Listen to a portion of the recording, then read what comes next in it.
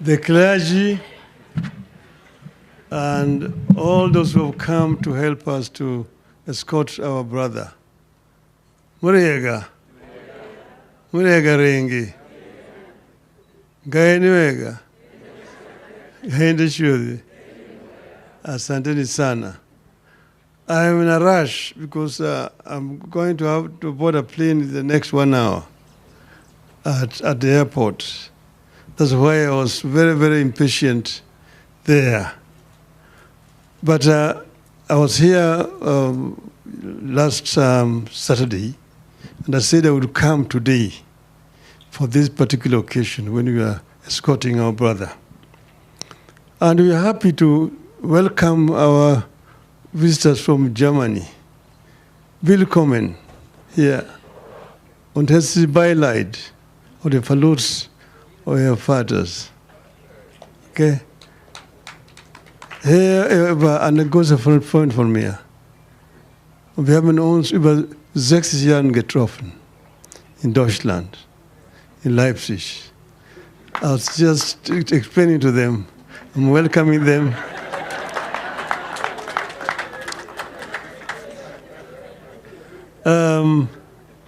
It is now, I was just calculating, and I found it is exactly 61 years ago when we first met with my brother here.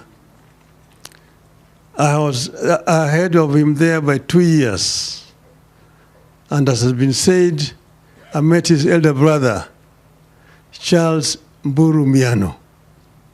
He was already in his third year at the University of Dresden when I went there. But we met in the city of Leipzig. If you follow Bundesliga, there's a club there called RB Leipzig. That is for now our town. That is where we were doing the preparation to go to university. You have to go there and pass the German university entrance examination, where you can then be admitted to a German university. So Francis followed me, and we welcomed him, and we had a very good time with him those days. From then, as you have seen, he went to Dortmund, and then after that he went to Freiburg, where he studied and eventually got his PhD. This is a true Kenyan who is somebody who is very, very moderate and is very welcoming. I did not know, because when I met Mumbi, she was Mumbi Ngaru. Little did I know that she was the wife of my friend. It took a very long time. And when we met with him, we were speaking German. Mumbi, of course, was not understanding what we were saying. We were backbiting her. But he was somebody who was very professional in his work. You've seen the kind of things that he has done after he came back to Kenya. But he also worked in Germany and had a family in Germany. And I'm happy to see that Mumbi has been able to welcome this German branch of the family. And that's why I'm saying, willkommen nochmal hier. Kenya und auch hier in Thika. Fühlen Sie sich zu Hause. Yeah. So I'm happy. I wanted to say many other things, but because I'm in a rush, I'm going to leave this for some other time. But Mumbi is somebody who's very committed to her work. She has a true Kenyan spirit of nationalism. Ethnicity is no issue to her. She thinks a Kenyan. And you know, a number of Kenyans have got this disease of thinking first as a member of this tribe or this clan before they become Kenyans. And I've been trying to tell Kenyans, think first as a Kenyan before you become a member of another community. You become a Kikuyu, Luhya, Mukamba, and so on. That is when we are going to develop a country. I'm saying this because I lived in Germany. Germany was a country that was very divided. They had different kingdoms which are basically ethnic. Bavaria, Bayern, that's where Munich is. That's a tribe. Prussians, that's where Berlin is, called Preußen. This was another kingdom. Saxony, where Leipzig is, was another kingdom. Hessen, where Frankfurt is another kingdom. Then Rhineland, where Cologne is another kingdom. Then Hansa, Hamburg, those areas. Mecklenburg, and so on and so forth. And for 33 years, one time, they were fighting against each other. It's called, in German history, 33-jähriger Bürgerkrieg. It is only a prince of Prussia called Otto von Bismarck who came out with his centurions, physically, forcefully united these different nationalities and created one united Germany, and said that if you don't work hard, the English and the French are going to look down upon you like second-class Europeans. So introduced what is known as iron rule in Germany. You work or you are disciplined. And that is the basis of Teutonic discipline that we have today. Today you see a German telling you, look at Mercedes-Benz. Look at BMW. No Italian can make that. No Englishman can make that because of that discipline. And that is what we've been trying to tell Kenyans. Think as a Kenyan first before you think as a member of the community here and there. I'm surprised all the time when I come here and people say they fear Raila. We have all the time been working together. Jaramogi is the one who stood up in Parliament and said that Jomo Kenyatta and all those who detained with him were under the true leaders of Kenya. He was disowned by members who came from this region in Parliament. Go and read the Hansard. But he went on and kept on saying Uhuru na Kenyatta until eventually Kenyatta was released. Kenyatta was released to Jaramogi.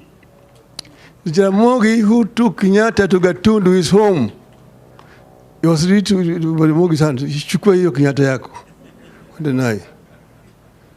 And Jaramogi and Kenyatta were one thing with independence. They only disagreed ideologically, not ethnically. Not because Jaramogi was a Luo or Kenyatta was a Kikuyu, no. And that is normal generally in politics. But then me, I've worked with members of this community for a long time. We started with Kenneth Matiba, Kenya Football League, and organized soccer in this country. That Kenya became number one in the whole of this region. Kenneth Matiba. And when Kenneth Matiba was in trouble with Charles Rubia, he came to me and said, there's a problem here. These people want to arrest us. Only Jaramogi can save us. Arrange for us to meet Jaramogi. And arrange a meeting with Jaramogi, Matiba, and Rubia. And we talked there about how we can fight to change Section 2A and bring back multipartyism. And that's when we met after that meeting, we organized a Kamkunji. Matiba, Rubia, and yours truly were arrested and detained together. Where Rubia ended up being very sick, Matiba got a stroke, and so on and so forth. But we had to work together. We came out back here, we started a Ford. Kenya, Ford. Later on they came and split it into Ford Kenya and Ford Asili. But we had to work together with those people. Fast forward again, when the opposition was divided in 1992 and lost elections, the Nyayo's 34% against opposition's 66%. 97, we were not able to unite. We were defeated. 2002, when the opposition was divided again, I said Kibaki tosha and campaigned for Kibaki when he was injured until he became president. Did I not know that Kibaki was a Kikuyu? Did I not know that Kibaki was a Kikuyu? I knew. That's what therefore the idea saying that Raila is an enemy of Kikuyus, I don't know where it comes from. We only disagreed with Kibaki when people around him decided not to implement the constitution that we had agreed on, the basis of. So people talking about ethnicity are talking cheap politics, which really have no roots here. But today we are all escorting our brother. And, but I want us to be united as a people. Kenya is much more important than any one of us. If Kenya burns, we'll have no country. You've seen around us, Somalia, from 1991 up to today, is in turmoil. Look at South Sudan. Look at DRC. Look at Ethiopia. And some other countries around us here. It is better to have peace that we're having here and push and go and have a peaceful election than to have turmoil in this country. Because if it disrupts, you don't know the end. That is the message that I want to convey here. And finally, I want to say that Parliament must not try to change the Constitution because of narrow ends. The Constitution that we brought here brought devolution. Devolution need to be defended. Today there's a Gazette notice. They are saying that they want to amend the Constitution in order to legalize this CDF national government. What does national government have to do in the counties? In counties, we have counties which have got executive powers to implement. Let the national government let go of resources to the counties as provided for the Constitution. Health is devolved, provide the funds down there. Roads also, is devolved. You don't need Kura and Kera. Have only Kenha for the national government, dealing with international highways, national trunk roads, and feeder roads, and leave all the other roads in the regions to counties and send the money down there. Why should you be building markets for counties? Let counties build a market themselves. How about affordable housing? Let counties build affordable housing. Then you will not be talking about 15%. You'll be talking about 35 to 40% devolved funds. Then you can blame the governors if they're not working. But you cannot blame Governor Sakaja for roads in Nairobi which are not under his jurisdiction. Most of the roads in Nairobi are not county government roads. They are all Kura and Kera roads. What is Kera doing outside Nairobi as a city, the capital of the country? So let devolution work in the honor of Dr. Garu. I want to end by saying, may the Lord rest his soul in eternal peace. Thank you very much.